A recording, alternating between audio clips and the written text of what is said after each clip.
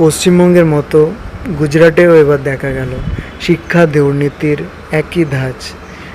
ডাক্তারি প্রবেশিকা পরীক্ষায় দেখা গেল সাদা খাতা জমা দেওয়ার নিয়ম।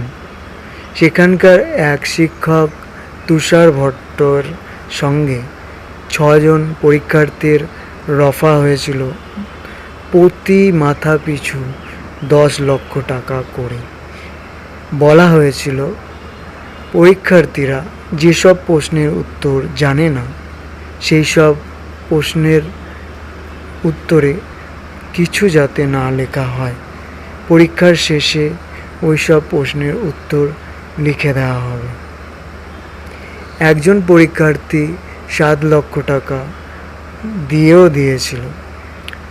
শিক্ষকের হোয়াটসঅ্যাপ ঘেঁটে এই সমস্ত তথ্য পাওয়া যায় এবং একেবারে পরীক্ষার্থীর পরীক্ষার শেষ মাথায় এটা ধরা পড়ে।